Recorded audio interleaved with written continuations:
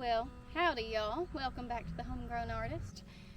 It has been about 6 days since I have been to the garden, since I've done anything in it. I had a wisdom tooth out and have been spending my time leisurely recovering, playing Stardew Valley, and just trying to let my body recuperate as fast as possible while also enjoying some downtime. But I am eager to see what has changed. I'm eager to see what is different. My mom has been taking care of things for the most part while I've been out of commission, so this is going to be a surprise for both of us. Also, a bit of an honest garden tour, because I know regardless of what content you make, there is always this pressure, external and internal, to show this perfect vision of your life, this perfect vision of what you are trying to share. And there's nothing wrong with getting good angles, getting good imaging, getting good pictures, showing the aesthetic parts. I think it's also important to share and show the parts that are messy. Oh my god, there's a bee. Okay. I think it's also important to show the parts that are messy, the parts that aren't as aesthetic, the parts that you wouldn't necessarily take a picture of and post on Instagram because they're not that great to look at. Because I want you to know that just because you are struggling with either blight or bugs or whatever it is, it doesn't mean that you're not a gardener. You know, every person that has grown any sort of plant, regardless of edibility, knows that there are going to be times when it's really great, and then there are going to be times when it sucks a lot and is not pretty to look at. And it's those kinds of growing stages where, you know, all of us went through them, and we hate to look at the pictures. So we're gonna take a look at what is thriving and what is just surviving and everything in between. We are here at Le Jardin, the garden.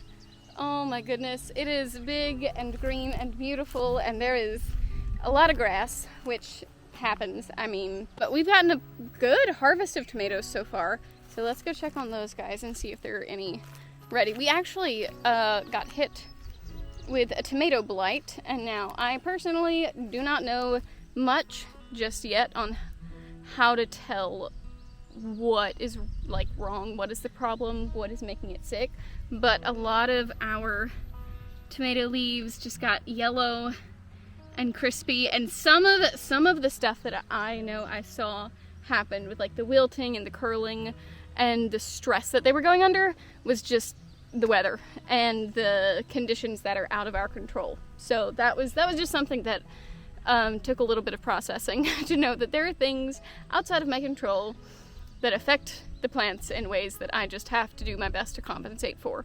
I put a lot of pressure on myself to have everything look perfect and to have the perfect angle and the perfect shot and the perfect thing to show, and I just, so much of the time, all of the time, it's not. There always is something that's a little wilty. There's always something that's a little crispy. This guy actually is putting on a lot of new babies. Look at that. Got a lot of babies. My mom brought in a huge harvest of tomatoes yesterday. So, okay. And our Brad's Atomic Grape have done very, very well, except at the bottom where it is just super duper crispy. That's the thing we're finding, is that so many of these plants, these leaves at the bottom have gotten so crispy and then they're spotty, but they still produce beautiful fruit, so I'm not gonna judge them for a little bit of acne. Oh my gosh, look at this guy. I don't know if you can see how absolutely enormous this dude is. Holy crap. Wow. Oh, okay, so this is another thing. We have never found a good solution to the Japanese beetles. We never have. We tried the soap, we tried picking them off by hand, we tried the neem, we tried all of the stuff that is like approved as organic, and still have a huge problem with them. So with our green beans this year, I think I showed a glimpse of, before I showed our bean tunnel, and you can see up towards the top these little leaves. I can't tell if it's focusing on it, like especially the ones at the top are just lace. We got hit with a giant wave, an unforgiving wave of Japanese beetles. And I mean, we're still getting beans. And then the rabbits came just to help out, you know, because that's what rabbits do, and ate the bottom parts of the stems and the leaves. And so some of them were growing beautifully up the cattle panel and up the arch, and then the rabbits ate them off at the bottom, and they all died all the way up. You could just see, like, trace the line of death. So that was frustrating, but I mean, what can you do? Oh, the sunflowers! Okay, the last time I was out here, only a couple of the sunflowers had bloomed. Some of the chocolate sunflowers, and we have a lot of bumble wumbles on them right now. But look at them! Okay, so we have... I can't tell if that's a good shot or not, so I'm just gonna trust my camera. These little tiny sunflowers are called teddy bears. And I think that's such a cute little thing, because if you don't know, we named our dog Teddy, Theodore Bear, Teddy Bear. And the fact that those little sunflowers share that name is just precious to me. Here's some more precious little sunflowers. Gosh, they're so beautiful. Okay, let's go check on the really tall boys, because we planted some tall ones as well. Also, I think this is the most that I've talked in about 5 or so days, because with that, and there's still a little bit of swelling, but with that, I just got one wisdom tooth out, getting that out, I just couldn't talk. It was so uncomfortable. These guys are not quite blooming yet, but you can see just how tall they are. I think my mom's out here. I hope she brought hats. If not, then I'm gonna suffer. There's one that's about ready to bloom. The peppers are primarily my thing, and I have not been out here to check on them. I know when we had a couple of really bad storms, I had to come out. My mom and I came out and broke off some cane and helped stand some of them up, and now more of them are falling over, so I need to secure the ones that have now grown to fall over. But let's just take a look at some of these, because there were some out here that had not produced any peppers yet, and you could see the blossoms and all that stuff, but they didn't actually have anything on them yet. So let's see. I know here's one. This was one of the last ones that I planted, and he's not got anything on him yet. If he will at all. If he does, great. If not, you know, he can just grow and be beautiful and leafy and green. Yeah, so some of the other jalapenos, here's one that okay, that's ridiculous. I planted this on the same day as I did the other two that do not have anything on them. And this one has a couple of things on it. Oh my god, why am I talking like this? Whoa. Okay. Got some peppers in there. Got quite a few jalapenos in there. And some little babies coming along. I don't know if the camera is focusing, so if it's not, then just imagine the jalapenos that you would be seeing. Alright, we have some Buena Mulatas. Some of them are still very, very purple. But we are actually getting some... I think I see a pinkish red one in there. I'm gonna see if I can show you. That guy right there. That is like turning a pinkish red. So Buena Mulatas start out purple, and their final form is red, like a lot of different peppers, but they go through a variety of colors before they get there, and I've never actually left any of them on there long enough for them to do that, so I guess my few days of bed rest was good for my peppers, because I kept eating them early. So that's one of our cayennes. These are our cayenne plants. It's like they just ripen one at a time, which is really inconvenient for me because I'm very impatient. These guys have gotten big and beautiful and bushy. These are our Tabasco plants, and if you don't know, the first year that we grew them, I did not realize this because I just had never grown them before. The peppers themselves grow upside down to how you see other peppers grow. They don't hang downward, and then they kind of fall over when they're ready. Of course, they also turn the correct color, but it's kind of like the banana plants. The banana plants start upright like that and then lean over and are very yellow when they're done. Oh my gosh. Oh, the giant Marconi are doing good. So we have the giant Marconi here. which are becoming very giant as per name. We have our serrano peppers, which are hot as heck. And then, ooh, our banana peppers. Our banana peppers. We got some that are ready for the picking. Okay, see, the banana peppers start. You can kind of tell this one is growing upright. That one has fallen over. So it is ready to be gotten. Our zucchini plants, to a degree, are kind of at the end of their rope. They're still producing some stuff, but the fruits that they're putting out are a little lumpy, so we started a new succession of those. And our cucumbers. Listen, it feels like we're always on the struggle bus with cucumbers. Last year, they started growing beautifully, climbing, wonderful, lovely, and then the cucumbers that would grow were just weird and squatty and had like a super pointy end. And then some of these have done that, and then some of these have not. We have two different kinds of cucumbers, one of which is supposed to be like small. It's like a small pickling cucumber, and then the other one is just looks like a regular cucumber. But our joy this year has been the Chinese noodle beans. I don't know, these were not up when I made my other garden tour, but just look at these guys. Yeah, it took them forever to start doing stuff, but boy howdy, once they did. It's like me when I started. It takes me forever to start something, but once I start, you know, it's over for you guys. I might be a Chinese noodle bean. These tomatoes in the middle. Don't know. I don't know what's going on. Also, we have Carolina locust. Yeah, and the army worms. So I am so thankful and so grateful for what our garden has produced so far. But so frustrated because it seems like every year the bugs are worse, the blight is worse, the diseases are stronger and they hit earlier, and especially I consider myself a baby gardener.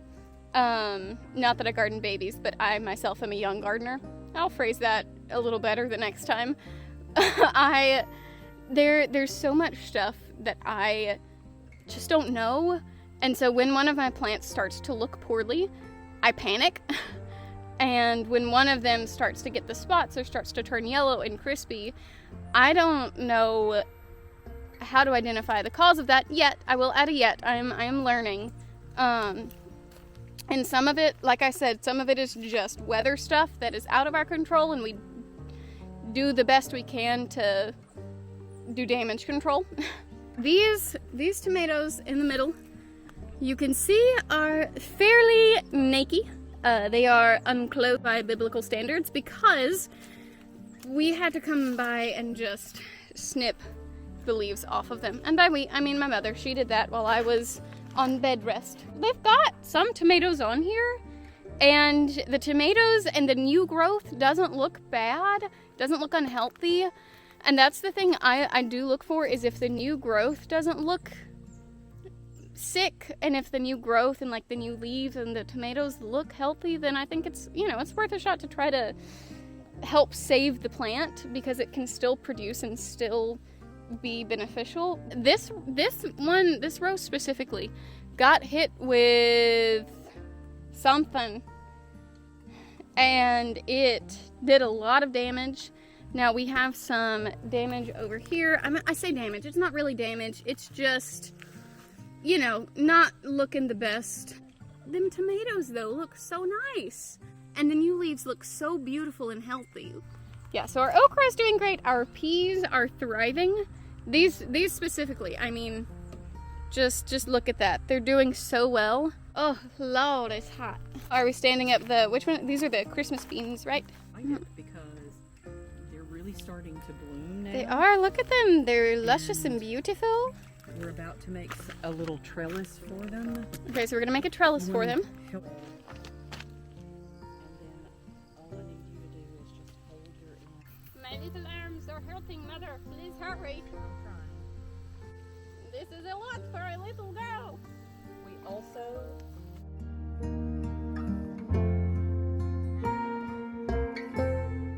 Is going to be sculpture-esque. I think so. I think this is going to be an artwork because we ran out of cattle panels and had no idea that these beans were going to actually do anything.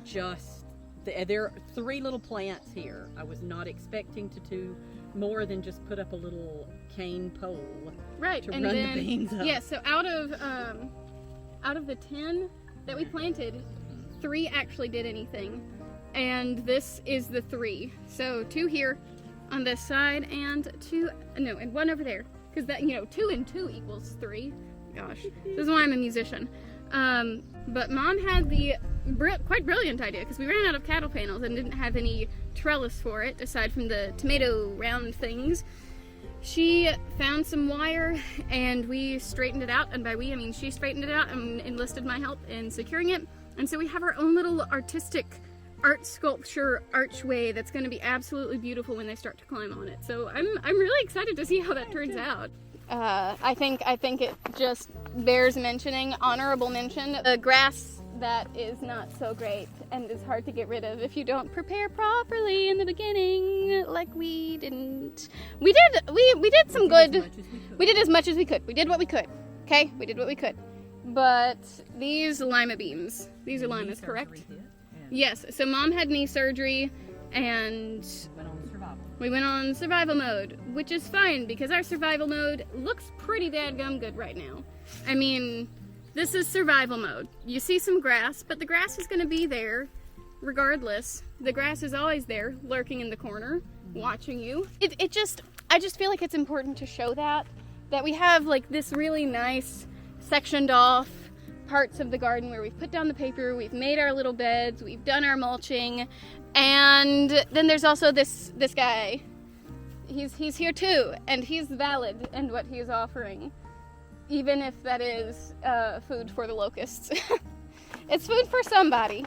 I have some peas right here that are just doing so beautifully. These are the purple hull. This is what has stained my hands from the minimal shelling I did last night. They're just creating this jungle wonderland of peas, which is fabulous because we struggled with that last year.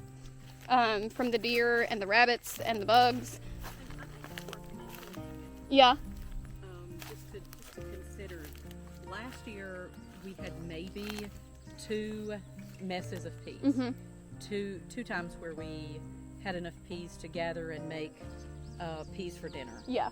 And we had a bulk of beans last year.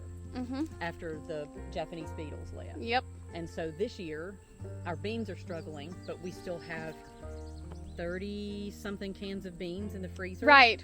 And so our peas are just thriving. Themselves. Yes, they really are. They're going to be from year to year something. I think it's important to mention that you just have to be faithful. Because you never know. You never know. July hit us like a ton of bricks. And it just July'd all over the place with the fatigue and the desire to just sit on the couch and stare at the ceiling and listen to the air conditioner. It hit hard. These are our other beans. You can see they have been visited by the wonderful Japanese beetle. Oh, hi. Okay, so if you do not know what a Japanese beetle looks like, particularly ones that are in the midst of mating, here's a nice little colony of them. Nothing like some bug fornication to get you going in the morning. We put up some Japanese beetle traps, not so far away from the garden that it wouldn't help, but far enough away from the garden that hopefully it will draw them to it. And I know I've seen a bunch in there. So it's catching some. Oh yeah, I gotta pick my peppers. Okay, I've gotta pick my peck of pickled peppers. And how do you pick? Okay, so Peter Piper, you have to actually pickle the peppers before you can have a peck of pickled peppers. So did he pick a peck of peppers and then pickle them? Or did he go to the store and pick a peck of pickled peppers that someone else had already picked the peppers for? If anyone has any answers, please leave them below. Thank you so much for watching. I hope this honesty and showing you the messiness and the beauty and the things that look really nice and then the things that need a little love, gives you some encouragement, because just remember, it's not going to be perfect. Nothing, especially gardening, when you are dealing with living things in conditions that are out of your control, it's not going to be perfect. It's not going to be always aesthetic. But I think that in itself can be an aesthetic, just embracing the stuff that looks crispy and brown and the stuff that looks like it's a little wilty, but knowing that if you are faithful to it, and if you continue to devote time and energy and love to it, then it will continue to provide for you. So thank you so much for watching. I hope you have a wonderful day wherever you are, and I will see you in the next one. Bye-bye.